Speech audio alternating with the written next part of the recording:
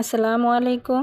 কাছে দূরে দেশ এবং দেশের বাইরে থেকে যে যেখান থেকে আমার আজকের ভিডিওটি দেখছেন, আশা করছি আল্লাহ তাআলার অশেষ রহমতে আপনারা সকলেই ভালো আছেন। আলহামদুলিল্লাহ আমিও ভালো আছি। নতুন একটি ভিডিও দেখার জন্য আপনাদের সবাইকে আমন্ত্রণ জানাচ্ছি। আশা করছি আমার আজকের ভিডিওটি আপনাদের কাছে ভালো লাগবে। যদি ভালো লেগে থাকে তাহলে প্লিজ আমার ভিডিওটিতে একটি লাইক দিয়ে পুরো ভিডিও কন্টিনিউ করবেন।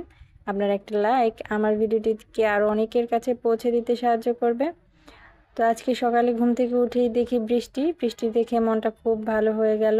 বৃষ্টি দেখলে মনে হয় যে আজকে আর কোনো কাজ করব না, শুধু রান্না করব, খাবো আর শুয়ে থাকবো বা বসে থাকবো। কিন্তু সেটা তো আর হয় না। আমার যেহেতু দুটো বাচ্চা আছে, আর বৃষ্টিতে ওরা যেহেতু বাইরে যেতে পারে না, খেলতে পারে না, সারাদিন ঘরের মধ্যে থাকে আর দুষ্টামি করে। তো যাই হোক, বৃষ্টি দেখতে দেখতে অনেকটা সময় কাটালাম। আর এর আগে কিন্তু আমি যা কাজ ছিল সব শেষ করে নিয়েছি।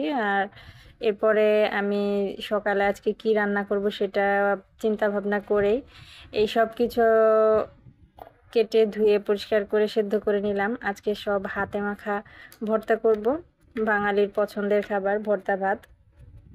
আর এদিকে গতকালকে কাঁকরোল এনেছিল আমার শ্বশুর আব্বা, কাঁকরোল দিয়ে বড়া ভাজাবো। বাইরে বৃষ্টি হচ্ছে আর এদিকে আমি কাঁকরোলের বড়া বানাচ্ছিলাম।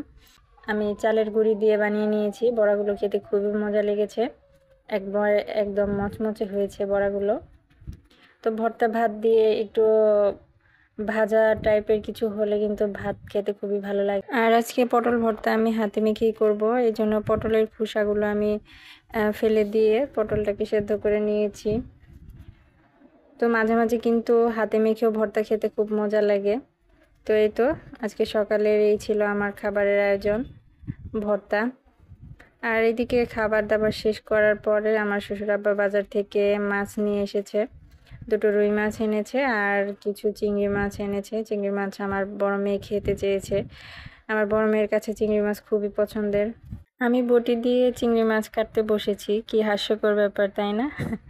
কিন্তু আমি আসলে বটি ব্যবহার করতে অভ্যস্ত, এজন্য বটি দিয়ে আমি কাটাকাটি করি। তো চিংড়ি মাছটাকে আমি ভালো করে পরিষ্কার করে নিলাম। চিংড়ি মাছের ভেতরে একটা বাজে ময়লা থাকে আর একটা রগ থাকে, সেটাও আমি পরিষ্কার করে নিয়ে সবগুলো মাছ কেটে নিয়ে এলাম। এবারে আমি টিউবওয়েলে পরিষ্কার করে ধুয়ে নেব। আমি কিন্তু মাছ ছাই ছাড়া কাটতে পারি না। আমি আবার অনেকে দেখেছি যে তারা ছাই ছাড়াও কাটতে পারে, কিন্তু আমার পক্ষে এটা একেবারেই সম্ভব না।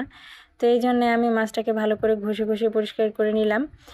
আমি কিভাবে মাছগুলো পরিষ্কার করেছি সেটার ভিডিও পুরোটা আপনাদের সাথে শেয়ার করতে পারলাম না, কারণ বৃষ্টি শুরু হয়ে গেছে। তো যাই হোক, মাছগুলো আমি আজকে আর রান্না করব না, সেগুলো সব ফ্রিজে রেখে দিলাম। আর এদিকে দুপুরের রান্নার আয়োজনও করে নিয়েছি।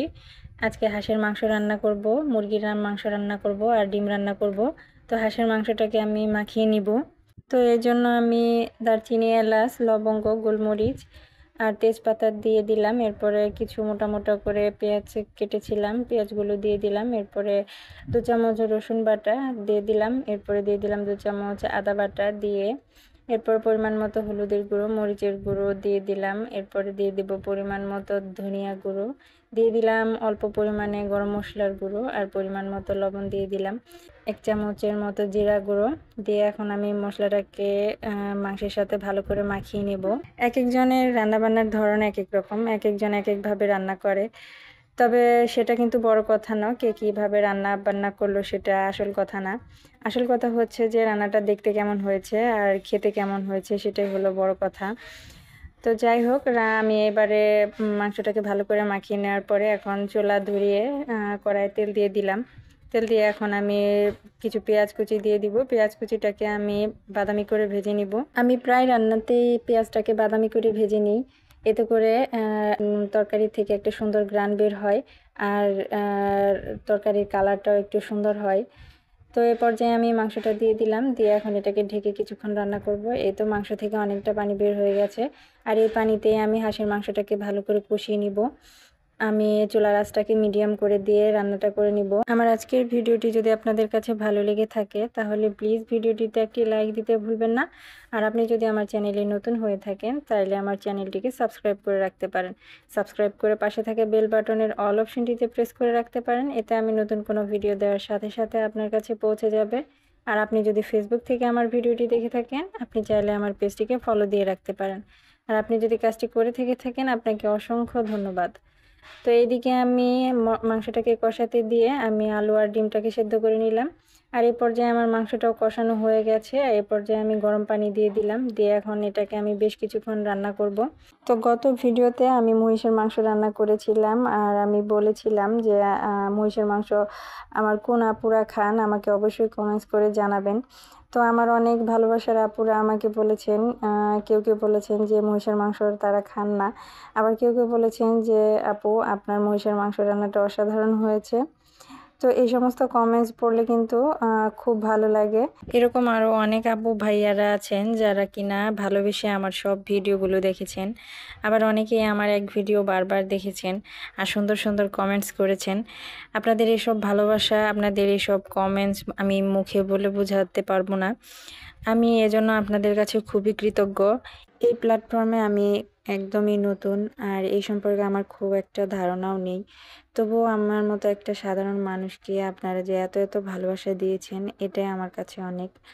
আমি জানি না কেমন লাগে আমার ভিডিওগুলো আপনাদের কাছে, তারপরেও যে আপনারা আমার পাশে আছেন এটা আমার জন্য আমি খুবই কৃতজ্ঞ। তো যাই হোক, কথা বলতে বলতে এদিকে আমি মুরগির মাংস রান্নার জন্য মাংসের মশলাটাকে কষিয়ে নিলাম। এরপরে মাংসটাকেও ভালো করে কষিয়ে নিয়ে মুরগির মাংসটাকেও রান্না করে নিলাম।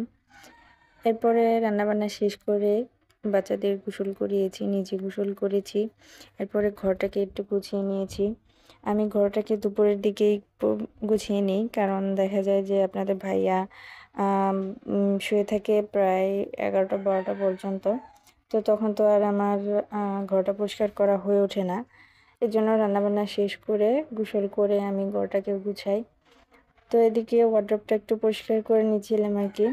যদিও পরিষ্কার করা ছিল, কিন্তু তারপরেও দেখা যায় যে বাইরের যে ধুলোবালিগুলো থাকে সেগুলো এই ওয়ার্ড্রপের যে হ্যান্ডেলের মতো একটা অংশ এখানে ধরে যেখানে খুলতে হয় এই দিকটাতে ধুলোবালি জমে বেশি আর কি। এই জন্য একটু পরিষ্কার করে নেওয়া আর কি। তো এই তো এবারে খাওয়া দাওয়া করব আমরা। তো এই ছিল আমার আজকের দুপুরের রান্নাবান্না। হাঁসের মাংস, মুরগির মাংস আর ডিম। আপনাদের ভাইয়াকে খেতে দিয়ে দিলাম, ও খেতে বসেছে, আর এদিকে আমরা সবাই খেয়ে নেব। তো খাওয়ার পর্ব শেষ করে এবারে প্লেট বাটিগুলো ধুয়ে নিলাম। আর ওদিকে আমার ছোট মেয়ে রুটি খাচ্ছিল, ওকে ভাত দিয়েছিলাম, ও ভাত খায়নি। আমাকে বলছে যে আম্মু আমি রুটি খাবো, আমাকে রুটি ভেজে দাও। তো ওকে রুটি ভেজে দিয়েছি, ছোট ছোট করে ছিঁড়ে ছিঁড়ে দিয়েছি, ও খাচ্ছে। আর এদিকে আমি থাল বাটিগুলো সব ধুয়ে এনে আমি এখন রেখে দিলাম। আর এটা এই তো বিকেলের দিকে জাফরিনের আব্বু গিয়েছিল একটু শহরে। তো ওখান থেকে আসার সময় বাচ্চাদের জন্য কিছু ফল নিয়ে আসছে, আর আমার বড় মেয়ের খুবই পছন্দের এই তো কোকো ক্রাঞ্চ নিয়ে এসেছে। এটাও খুবই পছন্দ করে। দুধটাকে খাওয়ানোর জন্য আর কি এটা একটা সহজ পন্থা আমার কাছে মনে হয়। তো এই জন্য সন্ধ্যের দিকে ওদেরকে একটু দুধ দিয়ে কোকো ক্রাঞ্চ দিয়ে দিলাম। আর আমি দুটো পিঠা নিলাম, আমার শাশুড়ি আমার ঝাল পিঠা বানিয়েছে, পিঠাগুলো খেতে খুবই মজা হয়েছে। তো এই ছিল আমার আজকের ভিডিওটি কেমন লাগলো অবশ্যই কমেন্টস করে জানাবেন। সবাই ভালো থাকবেন, সুস্থ থাকবেন। আল্লাহ হাফিজ, আসসালামু আলাইকুম।